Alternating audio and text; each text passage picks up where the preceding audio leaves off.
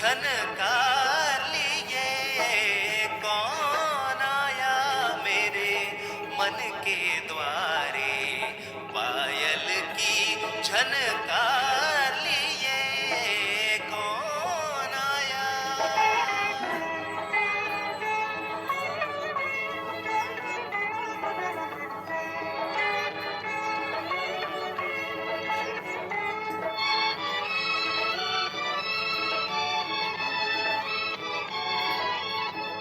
आँख न जाने दिल पहचाने, आँख न जाने दिल पहचाने, सूरतिया कुछ ऐसी।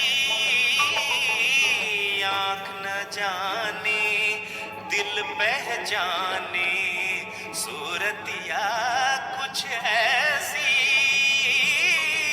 याद करूं तो याद न आए, मूर्तियां ये कैसी। पागल मनवा सोच में डूबा, सपनों का संसार लिए। कौन आया मेरे मन के द्वारे, पायल की झनकार लिए। कौन आया।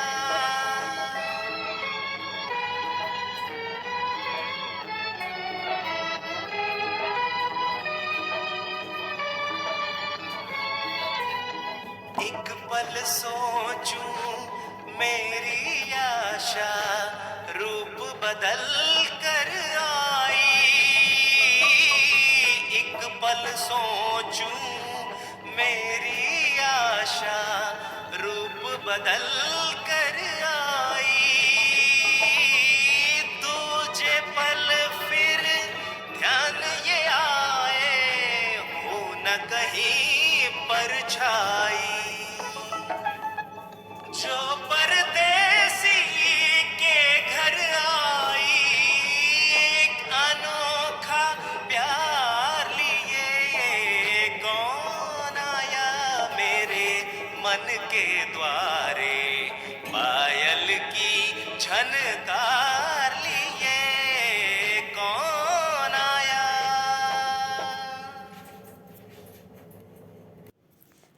ओम शांति। सुनते हैं आज की मुरली बाप दादा से। मीठे बच्चे, इस समय तुम्हें निराकारी मत मिल रही है। गीता शास्त्र निराकारी मत का शास्त्र है, साकारी मत का नहीं। यह बात सिद्ध करो। प्रश्न, कौन सी गुह्य बात बड़ी युक्ति से फर्स्ट क्लास बच्चे ही समझा सकते हैं? उत्तर, यह ब्रह्मा ही श्री कृष्ण बनते हैं। ब्रह्मा को प्रजापिता कहेंगे, श्री कृष्ण को नहीं। निराकार भगवान ने ब्रह्मा मुख से ब्राह्मण रचे हैं। श्री कृष्ण तो छोटा बच्चा है। गीता का भगवान निराकार परमात्मा है। श्री कृष्ण की आत्मा ने पुरुषार्थ करके यह प्रारब्ध पाई। यह बहुत गुह्य बात है जो फर्स्ट क्लास बच्चे ही युक्ति से समझा सकते हैं। 20 नाखूनों का जोर देकर यह बात सिद्ध करो, तब सर्विस की सफलता होगी। गीत, कौन आया मेरे मन के द्वारे। ओम शांति। बच्चों ने सुना, यह आँख नहीं जानती, दिल पहचानता है। आँख नहीं जान सकती किसको? भगवान को। यह आँखें श्री कृष्ण को तो जान सकती है, बाकी भगवान को नहीं जान सकती।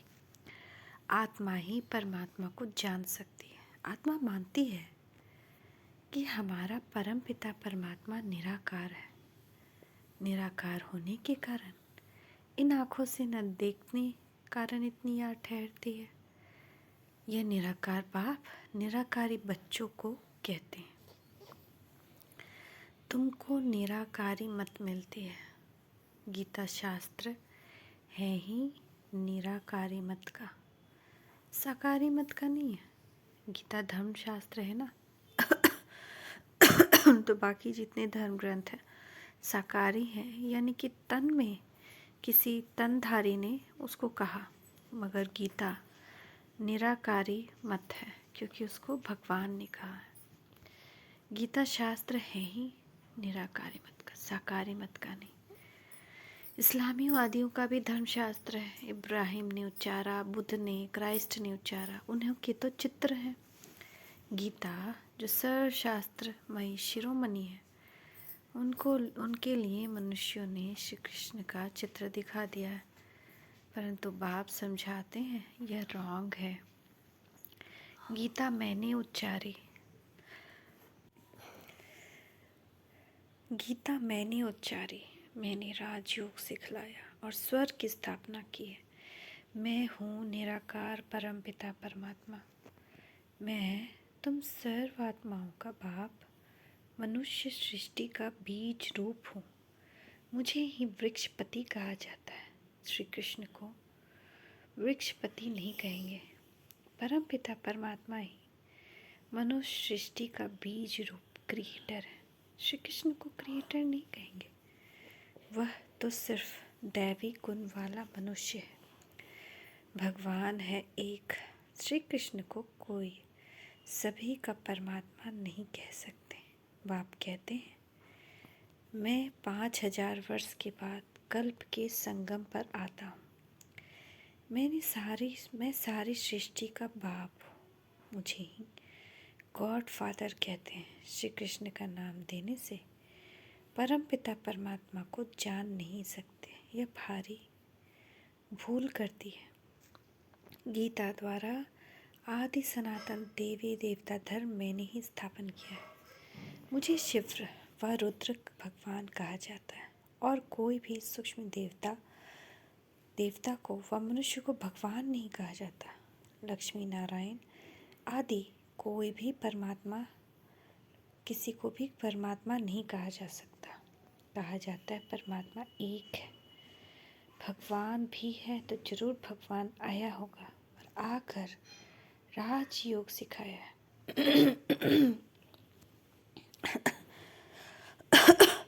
बाप कहते हैं कल्प पहले भी मैंने तुम बच्चों को कहा था। श्री कृष्ण कभी भी बच्चे बच्चे नहीं कह सकते। परमपिता परमात्मा ही सबको बच्चे कहते हैं। कल पहले भी मैंने तुम बच्चों को कहा था कि देही अभिमानी बनो, मुझ निराकार को अपना बाप भगवान समझो। साकारी बाप प्रजापिता ब्रह्मा ठहरा, क्योंकि ब्रह्मा द्वारा ही भगवान ने ब्राह्मण ब्राह्मणियाँ रचे। श्री कृष्ण प्रजापिता नहीं है। भगवान कहते हैं मैं ब्रह्मा मुख द्वारा ब्राह्मण ब्राह्मणियाँ रचता हूँ। यह ब्राह्मण ही श्री कृष्ण बनता है। ये कितनी गुह्य बात है। यह समझाने में बड़ी युक्ति चाहिए। फर्स्ट क्लास बच्चियाँ ही समझा सकेंगी। बाप कहते हैं बहुत अच्छा बच्चा और बच्ची हो जो जिसने गीता रची, उसने ही बच्चों को राजयोग सिखाया और स्वर्ग रचा। जरूर ऊंचे ते ऊंचा बाप ही राजयोग सिखाएगा। श्री कृष्ण ने तो प्रारब्ध पाई है, प्रारब्ध देने वाला परमपिता परमात्मा श्री कृष्ण है उनका बच्चा। श्री कृष्ण की आत्मा ने पुरुषार्थ किया और प्रारब्ध पाए। पुरुषार्थ कराने वाले को उड़ाकर पुरुषार्थ कर प्रारब्ध पाने वाले का नाम रख गीता को खंडन कर दिया है। सर्विस को बढ़ाने के लिए बच्चों को 20 नाखून का जोड़ देना चाहिए। गीता किसने उच्चारी? गीता द्वारा कौन सा धर्म किसने स्थापन किया? इसी बात से तुम अच्छी रीति जीत पहन सकते हो। परमपिता परमात्मा द्वारा स्वर्ग के मालिक बनते हैं, ना कि श्री कृष्ण द्वारा। तो इस बात पर मेहनत करनी है। सब शास्त्र है गीता के बच्चे।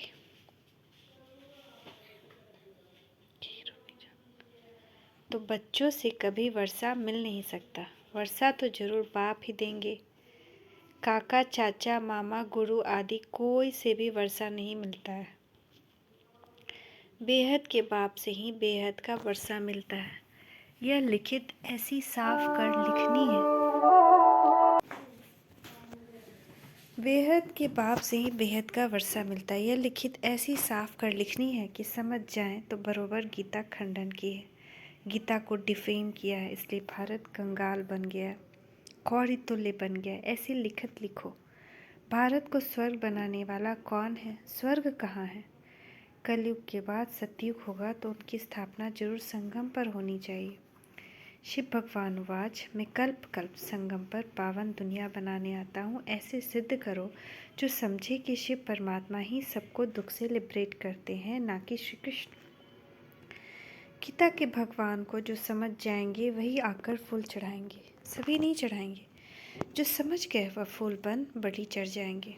बाबा को कोई फूल देते हैं तो बाबा कहते हैं, मुझे ऐसे फूल बच्चे चाहिए, कांटे मेरे पर बलि चढ़ें तो मैं उनको फूल बनाऊं। बबूल नाथ भी मेरा नाम है। बबूल के कांटों को फूल बनाने वाला मुझे ही कहते हैं। श्री कृष्ण तो स्वयं फूल है। वह है गार्डन ऑफ अल्लाह। यह है डेविल फॉरेस्ट। इनको फिर डीटी गार्डन बाप बनाता है। तुम ही नई दुनिया के मालिक बनते हो। लक्ष्मी नारायण की डीटी डायनेस्टी कही गई है। ब्राह्मण कुल की डायनेस्टी नहीं कहेंगे, यह ब्राह्मण कुल है। परमपिता परमात्मा ने ब्रह्मा द्वारा प्रजा रची है, इसलिए इनको प्रजापिता कहा जाता है। शिव बाबा को व श्री कृष्ण को प्रजापिता नहीं कहेंगे।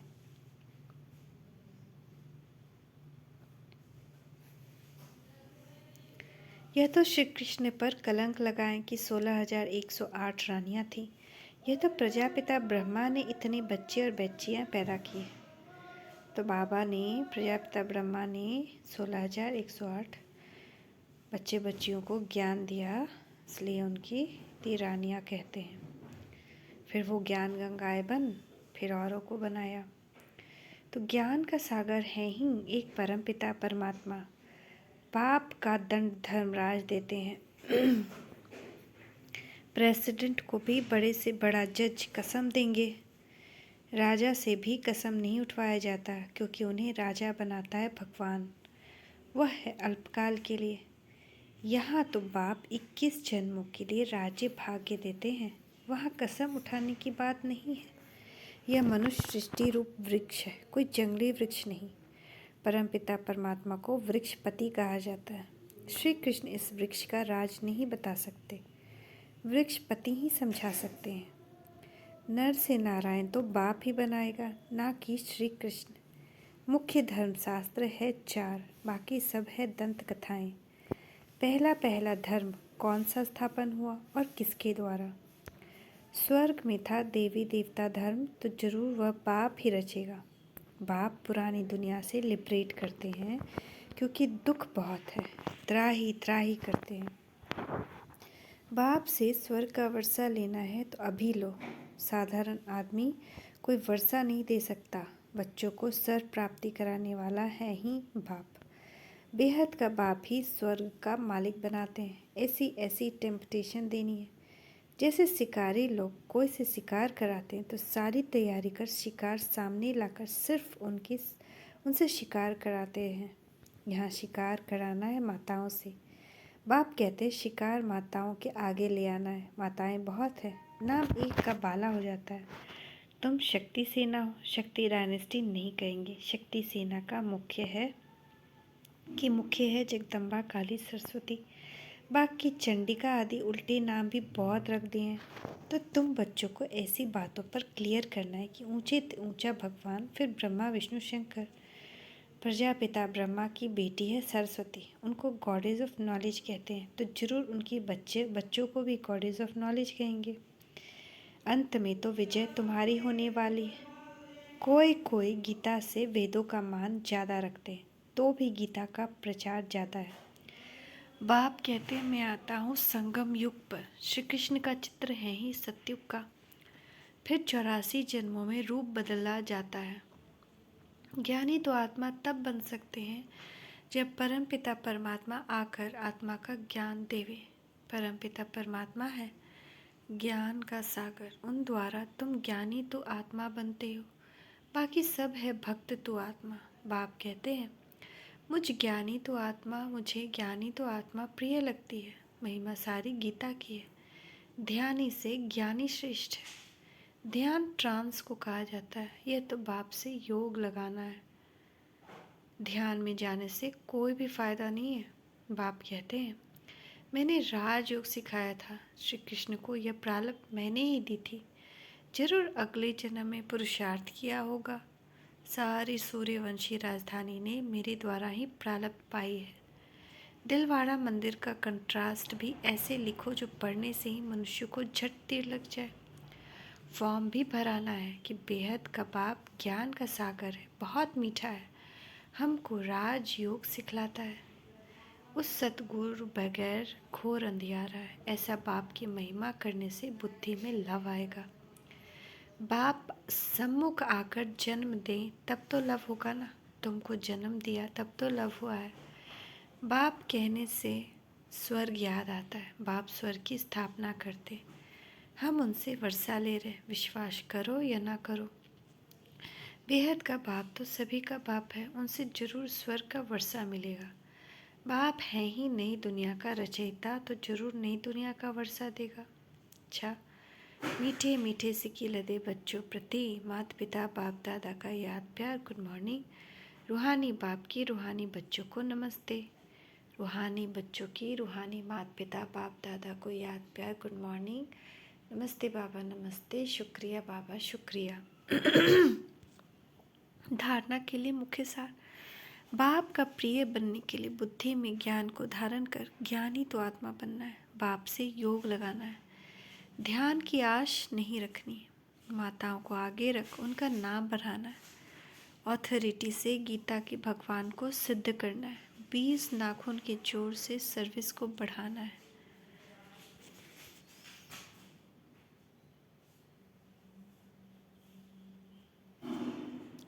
वरदान।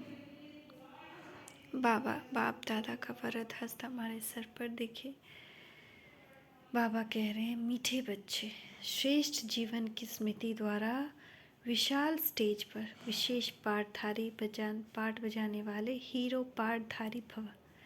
ब्रह्मा बाप ने आप बच्चों को दिव्य जन्म देते ही पवित्र भव योगी भव का वरदान दिया। जन्मते ही बड़ी माँ के रूप में पवित्रता के प्यार से पालना की, सदा खुशियों के झूले में झुलाया। सर्वगुण मूर्त ज्ञान मूर्त सुख शांति स्वरूप बनने की हर रोज लोरी दी। ऐसे माता पिता के श्रेष्ठ बच्चे ब्रह्मा कुमार कुमारी हैं। इस जीवन के महत्व को स्मृति में रख विश्व के विशाल स्टेज पर विशेष पाठ हीरो पाठ बजाओ। स्लोगन। बिंदु शब्द के महत्व को जान, बिंदु बन, बिंदु बाप को याद करना ही योगी बनना है। मातेश्वरी जी के अनमोल महावाक्य। पहले पहले यह जानना जरूरी है कि अपना असली लक्ष्य क्या है, वो भी अच्छी तरह बुद्धि में धारण करना है, तभी पूर्ण रीति से उस लक्ष्य में उपस्थित हो सकेंगे। अपना असली लक्ष्य है, मैं आत्मा उस परम पिता की संतान हूँ, असल में कर्मातीत हूँ। फिर अपने आप को भूलने से कर्म बंधन में आ गई। अब फिर से वो याद आने से, इस ईश्वरीय योग में रहने से अपने किए हुए विकर्म विनाश कर रहे हैं। तो अपना लक्ष्य हुआ, मैं आत्मा परमात्मा की संतान हूँ।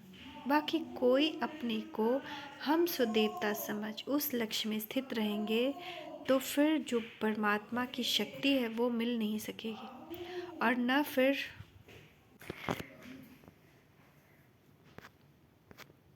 बाकी कोई अपने को हम स्वदेवता समझ उस लक्ष्य में स्थित रहेंगे तो फिर जो परमात्मा की शक्ति है वह मिल नहीं सकेगी, और न फिर तुम्हारे विकर्म विनाश होंगे। यानी कि अगर हम अपने आप को अभी हम स्वदेवता समझेंगे तो वो शक्ति नहीं मिलेगी, न फिर तुम्हारे विकर्म विनाश होंगे। अभी अपने को फुल ज्ञान है, मैं आत्मा परमात्मा की संतान, कर्मातीत हो भविष्य में जाकर जीवन मुक्त देवी देवता पद पाएंगे। इस लक्ष्य में रहने से वह ताकत मिल जाती है। अब यह जो मनुष्य चाहते हैं, हमको सुख शांति पवित्रता चाहिए, वो भी जब पूर्ण योग होगा तभी प्राप्ति होगी। बाकी देवता पद तो अपनी भविष्य प्रारब्ध है, अपना पुरुषार्थ अलग है और अपनी प्रारब्ध भी अलग है, तो ये लक्ष्य भी अलग है। अपने को इस लक्ष्य में नहीं रहना कि मैं पवित्र आत्मा आखिरी परमात्मा बन जाऊंगी, नहीं, परंतु हमको परमात्मा के साथ योग लगाए पवित्र आत्मा बनना है। बाकी आत्मा को कोई परमात्मा नहीं बनना। इस अविनाशी ईश्वरीय ज्ञान पर अनेक नाम रखे गए हैं। कोई इस ज्ञान को अमृत भी कहते हैं, कोई ज्ञान को अंजन भी कहते हैं। गुरु नानक ने कहा, ज्ञान अंजन गुरु दिया। कोई ने फिर ज्ञान वर्षा भी कहा, क्योंकि इस ज्ञान से ही सारी सृष्टि सब्ज यानी हरी भरी बन जाती है। तो भी तमो प्रधान मनुष्य हैं, वो सतोगुणी मनुष्य बन जाते हैं और ज्ञान अंजन से अंधियारा मिट जाता है। इसी ज्ञान को फिर अमृत भी कहते हैं, जिससे जो 5 विकारों की अग्नि में जल रहे हैं उससे ठंडे हो जाते हैं। जो भी तमो प्रधान मनुष्य है वो सतोगुणी मनुष्य बन जाते हैं और ज्ञान अंजन से अंधियारा मिट जाता है। इसी ज्ञान को फिर अमृत भी कहा जाता है, जिससे जो मनुष्य 5 विकारों की अग्नि में जल रहे हैं उससे ठंडे हो जाते हैं। देखो, गीता में परमात्मा साफ कहता है, कामेषु क्रोधेषु। उसमें भी पहला मुख्य है काम, जो ही 5 विकारों में मुख्य बीज है। बीज होने से फिर क्रोध, लोभ, मोह, अहंकार आदि झाड़ पैदा होते हैं। उससे मनुष्य की बुद्धि भ्रष्ट हो जाती है। अब उसी बुद्धि में ज्ञान की धारणा होती है। जब ज्ञान की धारणा पूर्ण बुद्धि में हो जाती है, तभी विकारों का बीज खत्म हो जाता है। बाकी सन्यासी तो समझते हैं विकारों को वश में करना बड़ा कठिन बात है। अब यह ज्ञान तो सन्यासियों में है नहीं, तो ऐसी शिक्षा देवे कैसे? सिर्फ ऐसे ही कहते हैं मर्यादा में रहो, परंतु असल मर्यादा कौन सी है? वो मर्यादा भी आजकल टूट गई है। कहा वो सतयुगी त्रेता युगी देवी देवताओं की मर्यादा, जो गृहस्थ में रहकर कैसे निर्विकारी प्रवृत्ति में रहते थे, अब वो सच्ची मर्यादा कहाँ है? आजकल तो उल्टी विकारी मर्यादा पालन कर रहे हैं। एक दो को ऐसे सिखलाते हैं, मर्यादा में चलो। मनुष्य का पहला क्या फर्ज है वो कोई नहीं जानता। बस इतना ही प्रचार करते हैं कि मर्यादा में रहो, मगर इतना भी नहीं जानते कि मनुष्य की पहली मर्यादा कौन सी है। मनुष्य की पहली मर्यादा है निर्विकारी बनना। अगर कोई से ऐसा पूछा जाए, तुम इस मर्यादा में रहते हो, तो कह देते हैं आजकल इस कलयुग की सृष्टि में निर्विकारी होने की हिम्मत नहीं है। अब मुख से कहना कि मर्यादा में रहो और निर्विकारी बनो, इससे तो कोई निर्विकारी बन नहीं सकता। निर्विकारी बनने के लिए पहले इस ज्ञान तलवार से 5 विकारों के बीज को खत्म करना, तभी विकर्म भस्म हो सकेगा। अच्छा, ओम शांति। गीता में ये सब है। हे कृष्ण, मनुष्य स्वयं न चाहता हुआ बालात लगाए हुए की भांति किससे प्रेरित होकर पाप का आचरण करता है? भगवान बोले, रजोगुण से उत्पन्न हुआ यह काम ही क्रोध है। यह बहुत खाने वाला अर्थात भोगों से कभी न अघाने और वाला और बड़ा पापी है। इससे ही तू इस विषय में वैरी जान। जिस प्रकार धुएं से अग्नि और मैल से दर्पण ढका जाता है, इस प्रकार जेर से गर्भ ढका रहता है, वैसे ही उस काम के द्वारा यह ज्ञान ढका रहता है। और हे अर्जुन, इस अग्नि के समान कभी न पूर्ण होने वाले काम रूप ज्ञानियों के नित्य वैरी के द्वारा मनुष्य का ज्ञान ढका हुआ है। इंद्रियां, मन और बुद्धि, ये सब इस वास स्थान कहे जाते हैं। ये काम इन मन, बुद्धि और इंद्रियों द्वारा ही ज्ञान को आच्छादित करके जीवात्मा को मोहित करता है। इसलिए हे अर्जुन, तो पहले इंद्रियों को वश में करके इस ज्ञान और विज्ञान का नाश करने वाले महान पापी काम को अवश्य ही बलपूर्वक मार डाल। इंद्रियों को स्थूल शरीर से पर यानी श्रेष्ठ, बलवान और सूक्ष्म कहते हैं। इस इंद्रियों से पर मन है, मन से भी पर बुद्धि है, और जो बुद्धि से भी अत्यंत पर है वह आत्मा है। इस प्रकार बुद्धि से पर अर्थात सूक्ष्म, बलवान, अत्यंत श्रेष्ठ आत्मा को जानकर और बुद्धि के द्वारा मन को वश में करके, हे महाबाहो, तो इस काम रूप दुर्जय शत्रु को मार डाल। विषयों का चिंतन करने वाले पुरुष की उन विषयों में आसक्ति हो जाती है। आसक्ति उन विषयों की कामना उत्पन्न करती है, और कामना में विघ्न पड़ने से क्रोध उत्पन्न होता है। क्रोध से अत्यंत मूढ़ भाव उत्पन्न होता है। मूढ़ भाव से स्मृति भ्रम हो जाती है। स्मृति में भ्रम हो जाने से बुद्धि अर्थात ज्ञान शक्ति नाश हो जाता है, और बुद्धि का नाश हो जाने से यह पुरुष अपनी स्थिति से गिर जाता है। यानी कि विषयों का चिंतन से आसक्ति, आसक्ति से कामना यानी काम, कामना में विघ्न पड़ने से क्रोध, क्रोध से मूढ़ भाव, मूढ़ भाव से स्मृति में भ्रम, और स्मृति में भ्रम से बुद्धि अर्थात ज्ञान शक्ति का नाश। बुद्धि का नाश हो जाने से पुरुष अपनी स्थिति से गिर जाता है। तो अल्टीमेट काउस क्या है? काम विकार। वाह, आज का कितना रहस्यमय गीत। मुरली है। ओम शांति, ओम शांति, ओम शांति। दुःखेष्वनुद्विग्नमनः सुखेषु विगतस्पृहः वीतरागभयक्रोधः स्थितधीर्मुनिरुच्यते। बुरा होने पर जिसके मन में दुख पैदा न हो, अच्छा होने पर जो मन भी शांत रहे, खुशी से पागल न हो, गुस्सा, डर या प्रेम, जो सब कुछ एक ही भाव से एक ही जैसे देखता हो, उसकी बुद्धि स्थिर रहती है और वही मुनि या योगी कहलाता है। अच्छी खबर पे खुश हो जाना, बुरे पे उदास, ये तो स्वाभाविक ही है। अगर किसी जानवर को भी आप कुछ खाने को देंगे तो वो खुश होगा, छीन लेंगे तो उसे बुरा लगेगा।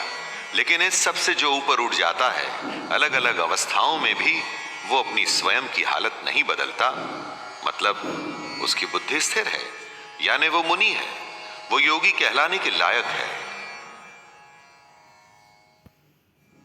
ध्यायतो विषयान् पुंसः संगस्तेषुपजायते संगात् संजायते कामः कामात् क्रोधोऽभिजायते। विषयों के बारे में अर्थात इच्छाओं के बारे में सोचते रहने से उसमें आसक्ति हो जाती है और आसक्ति से उन विषयों की कामना उत्पन्न होती है और जब वो कामना पूरी नहीं होती तो क्रोध उत्पन्न होता है। जिस तरह ज्यादा खाने से भूख बढ़ती है, ज्यादा सोने से नींद बढ़ती है, उसी तरह से जब आप अपनी इच्छाओं के बारे में सोचते रहते हैं तो बस उसी में फंस के रह जाते हैं और उसे ही आसक्ति कहते हैं। आसक्ति के बढ़ने को कामना कहते हैं और कामना के पूरा न होने पर गुस्सा आता है और तब आप अपनी समझ खो देते हैं।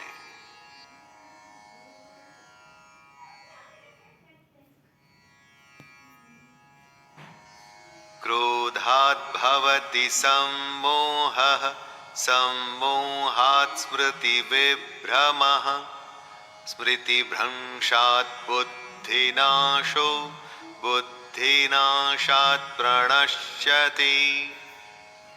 यानी सोचने की शक्ति कम हो जाती है, मूढ़ भाव से स्मृति में भ्रम हो जाता है। जब सोच नहीं सकते तो याद भी नहीं रख सकते। स्मृति में भ्रम हो जाने से बुद्धि अर्थात ज्ञान शक्ति का नाश हो जाता है।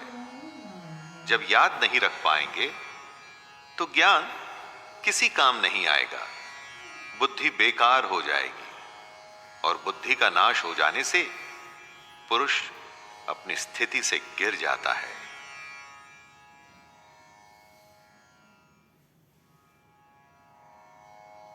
काम क्रोध वियुक्तानां यतीनां यतचेतसाम् अभितो ब्रह्म निर्वाणं वर्तते विदितात्मनां। दोस्तों, ज्ञान की शुरुआत होती है मन पर विजय पाने के साथ। लेकिन मन को कैसे जीता जाए? अपनी भावनाओं को कंट्रोल करके। जब भी आप बेहद ज्यादा गुस्सा होते हैं तो आपको पता लगता है, बहुत ज्यादा प्यार में होते हैं तो भी पता लगता है। बस इसी अति को रोकना है। यही वो भावनाएं हैं जिनको नियंत्रण में लाना है। काम क्रोध पर तभी विजय पा पाएंगे जब मन में प्रण करेंगे कि विजय पानी ही है। सोचेंगे ही नहीं तो कभी कुछ होगा ही नहीं दोस्तों। और जिस दिन ऐसा हो गया तो सोच लीजिए आपके अज्ञान पर से पर्दा हट रहा है और आप ब्रह्म के पास हो रहे हैं। श्री भगवानुवाच अभयं सत्त्वसंशुद्धिर् ज्ञान योग व्यवस्थितिः दानं दमश्च यज्ञश्च स्वाध्यायस्तप आर्जवम्।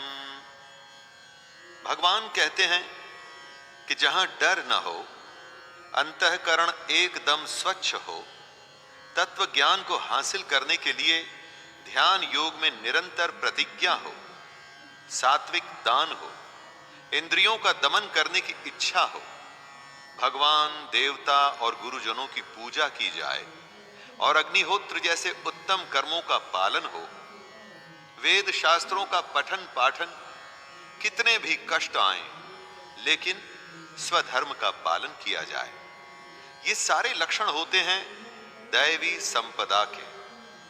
संपदा का अर्थ वैसे तो धन दौलत और ऐश्वर्य होता है दोस्तों, लेकिन दैवी संपदा के गुण हमारी दुनिया की संपत्ति से बिल्कुल अलग होते हैं। कृष्ण ऐसा कह रहे हैं कि यही तो सबसे बहुमूल्य संपत्ति होती है। कृष्ण नहीं, भगवान उवाच।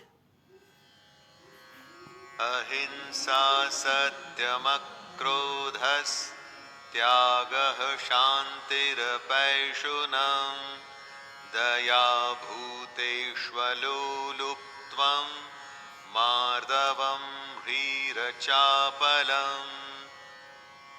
दैवी संपदा के लक्षणों को समझाते हुए कृष्ण कहते हैं कि ना मन से सोच के, न वाणी से बोल के और ना ही शरीर से कभी भी किसी को कष्ट देना चाहिए।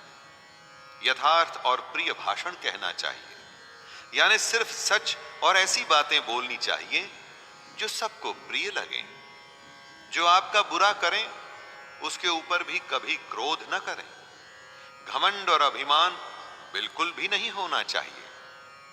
ऐसा न सोचें कि सब कुछ करने वाला मैं ही हूं। चित्त को चंचलता से बचाकर उसे स्थिर करना चाहिए। किसी की भी बुराई न करें। सब प्राणियों पे दया की जाए। इंद्रियों में आसक्ति को न होने दें। ये सारे लक्षण दैवी संपदा से युक्त लोगों के ही हो सकते हैं। तेजः क्षमा धृतिः शौचम् रुद्रोहो नातिमानिता भवन्ति सम्पदं दैवीम् अभिजातस्य भारत। तेज वो गुण है जिसके सामने छोटे, घटिया या बुरे लोग भी इसके प्रभाव में आकर के अच्छे काम करने लगते हैं। कृष्ण दैवी संपदा के लक्षणों को स्पष्ट करते हुए कह रहे हैं कि तेज, क्षमा, धैर्य यानी कि संयम, बाहर की शुद्धि यानी कि अच्छे संस्कार, किसी में भी शत्रु भाव का न होना और अपने अंदर घमंड का बिल्कुल न होना ही दैवी संपदा को लेकर उत्पन्न हुए पुरुष के लक्षण हैं। देवताओं के गुण लेकर जो पैदा होता है उसे ही दैवी संपदा से युक्त कहा जाता है। दोस्तों, जो इन गुणों के साथ पैदा नहीं हुआ, लेकिन अगर वो अपना बर्ताव ऐसा कर ले तो भी तो उसे दैवी संपदा से युक्त ही कहा जाएगा। त्रिविधं नरकस्येदं द्वारं नाशनमात्मनः कामः क्रोधस्तथा लोभस्तस्मादेतत्त्रयं त्यजेत्। दुनिया में हर बुराई के 3 मूल कारण हैं, काम, क्रोध और लोभ। इन तीनों को कृष्ण नरक के द्वार बता रहे हैं। ये तीनों इतने बुरे हैं कि इन्हें आत्मा का नाश करने वाले अर्थात आत्मा को अधोगति में ले जाने वाला माना गया है। आसुरी प्रवृत्ति के लोग इन्हीं तीनों के वश में अपनी सुध बुध खो बैठते हैं। काम, क्रोध और लोभ आपसे हर वो चीज करवाते हैं जो आपको नहीं करनी चाहिए, शारीरिक तौर पर भी और मानसिक तौर पर भी। दोनों कष्ट इन तीनों से ही शुरू होते हैं। इनके चंगुल में फंसने के बाद कोई विरला ही होता है जो नरक से बच पाता है। अगर आपको अपना जन्म संवारना है तो दोस्तों इन तीनों को त्याग दीजिए।